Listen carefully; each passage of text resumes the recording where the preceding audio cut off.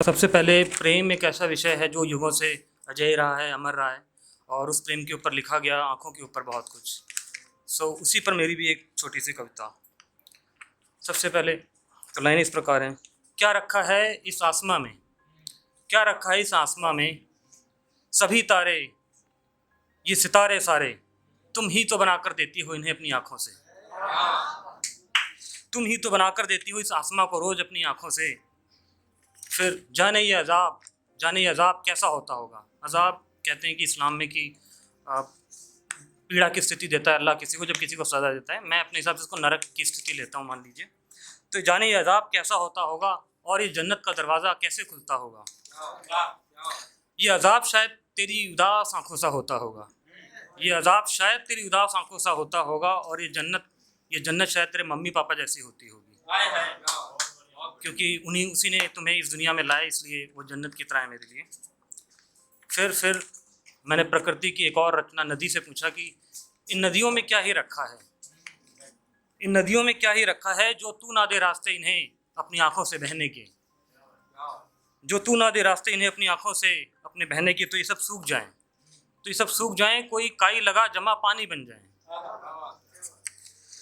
ओ सांवली चाय सी लड़की, ओ सांवली चाय सी लड़की, ये आखिरी 4 लाइनें दोस्तों।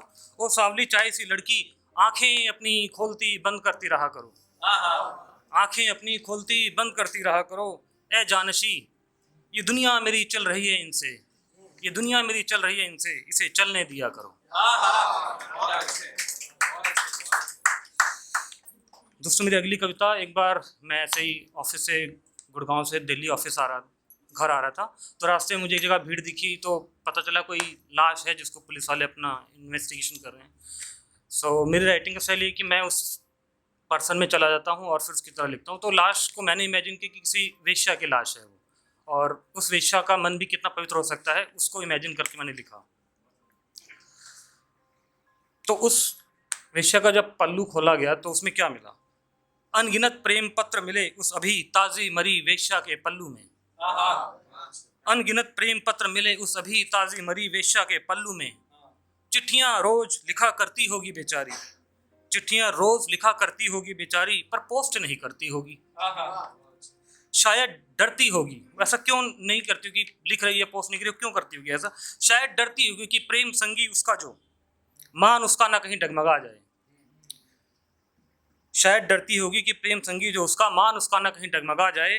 तन से व्यापारिक पर मन से प्रेमिका निकली, शायद प्रेम की रस्में निभाती होगी,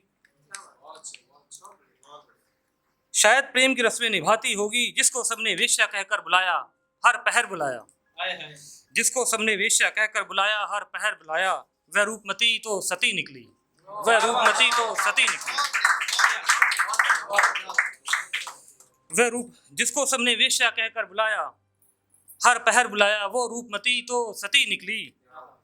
जिस देह को जाने कितनों ने नग्न देखा छुआ नोचा खसोटा, जिस देह को जाने कितनों ने नग्न देखा छुआ नोचा खसोटा।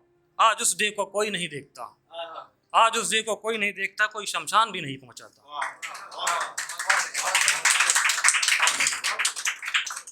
एक समय तो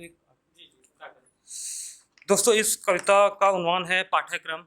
ये मैं आपको ले जाता हूँ 7वीं 8वीं 9वीं क्लास में एक बार।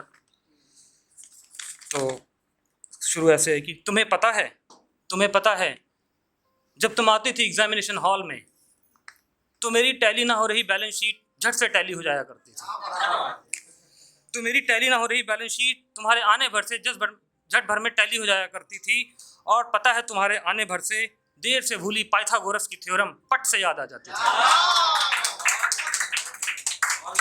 तुम्हारे आते ही देर से भूली पाइथागोरस की थ्योरम पट से याद आती थी। और तुम नहीं जानती हो कि जीव विज्ञान पढ़ते पढ़ते इस दुनिया के सभी जीव बस जैसे तुम्हारा चेहरा लिए घूमते हैं।